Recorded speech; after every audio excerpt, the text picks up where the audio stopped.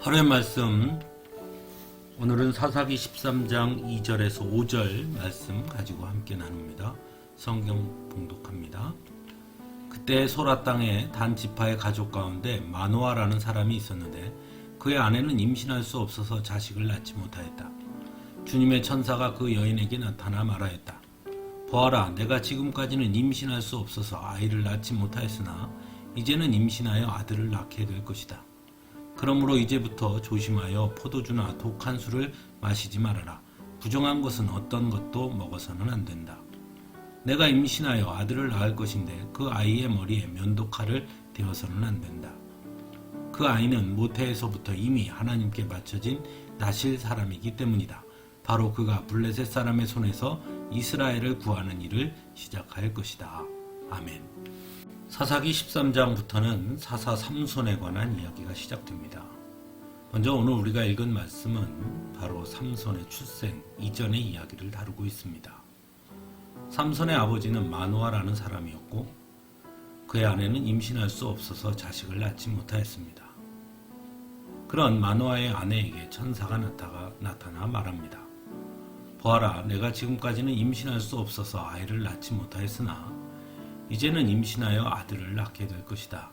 그러므로 이제부터 조심하여 포도주나 독한 술을 마시지 말아라. 부정한 것은 어떤 것도 먹어서는 안 된다. 그리고 내가 낳을 아들은 나실인으로서 지켜야 할 것들을 지켜야 한다고 전합니다. 즉, 그 아이는 모태에서부터 이미 하나님께 바쳐진 나실 사람이기 때문이라고 말합니다. 그리고 바로 그가 블레셋 사람의 손에서 이스라엘을 구하는 일을 시작할 것이다 라고 전하고 있습니다. 그리고 바로 그 아이가 사사 삼손인 것이죠. 이러한 삼손의 이야기는 이전의 다른 사사들과는 다른 모습을 보이고 있음을 알 수 있습니다. 다른 사사들은 출생한 이후에 어느 시점에 사사로 부름을 받았다면 삼손은 태어나기 전부터 사사로 택함을 받았기 때문입니다. 그래서 삼손에 관한 이야기는 그의 출생의 이야기에서부터 시작된다는 매우 독특함을 가지고 있습니다. 그렇다면 이러한 삼손의 이야기가 전하고자 하는 의미는 무엇일까요? 첫째는 삼손의 어머니가 임신을 할 수 없었던 여인이라는 것이 매우 중요합니다. 13장 1절에 보면 이스라엘 자손이 다시 주님께서 보시는 앞에서 악한 일을 저질렀고 그래서 주님께서 그들을 40년 동안 블레셋 사람들의 손에 넘겨주셨다라고 전하고 있습니다. 즉 이스라엘 자손에게는 아무런 희망이 보이지 않는 상황이었다는 것입니다. 마치 여인이 임신할 수 없어서 자식을 낳지 못하는 것과 같은 것이지요. 그러므로 이 삼손의 어머니는 곧 이스라엘 백성들의 모습을 보여주는 것이라고 할 수 있습니다. 두 번째로 태어나기 전부터 하나님께서 구별하셨다는 것은 결국 반대로 이야기하면 태어나기 전부터 구별된 사람이 아니고서는 결코 그 누구도 하나님의 택함을 받을 만한 사람들이 없을 만큼 이스라엘의 죄악이 가득했다는 것을 의미한다고도 할 수 있습니다.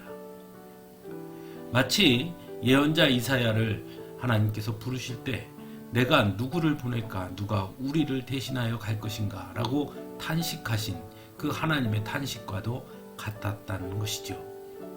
그래서 태어나기 전부터 구별하여 거룩한 자가 필요했고 바로 삼손을 그렇게 세우고자 하셨다라는 것입니다. 마지막으로 그럼에도 불구하고 하나님은 이스라엘 백성들을 사랑하시고 결코 포기하지 아니하시는 분이라는 것을 보여준다 할 수 있습니다. 그래서 임신할 수 없는 여인에게 아들을 주고 그를 나신으로 자라게 하시기까지 하심으로 이스라엘 백성들을 블레셋 손에서 건져내시고자 하시는 것이죠. 이처럼 사사 삼손의 이야기는 어느 누구도 하나님께서 쓰실 만한 사람이 없을 만큼 타락한 이스라엘 백성들, 그래서 아무런 기대와 소망 없는 이스라엘 백성들이었지만 결코 포기하지 아니하시며 끝까지 사랑하시는 하나님의 사랑이 결국 그들을 위해 준비하시고 예비하신 자를 보내셨고 그가 바로 삼손이었다라는 것을 전하고 있는 것이죠. 사랑하는 성도 여러분, 이처럼 하나님은 결코 우리를 포기하지 아니하시는 분이십니다. 절망으로 가득한 세상이라 할지라도 하나님은 우리를 향한 사랑을 거두지 아니하십니다. 이스라엘을 위해 삼손을 택하시고 그를 보내셨듯이 우리를 위해 하나님은 예수 그리스도를 보내주셨습니다. 그를 통해 우리를 죄 가운데서 건져내 주십니다. 그리고 이제 우리가 바로 세상에 그 소망을 전해야 한다고 말씀하십니다. 그러므로 우리는 때를 얻든지 못 얻든지 절망으로 가득한 세상에 참된 소망이신 예수 그리스도를 전해야 할 것입니다. 함께 기도하겠습니다.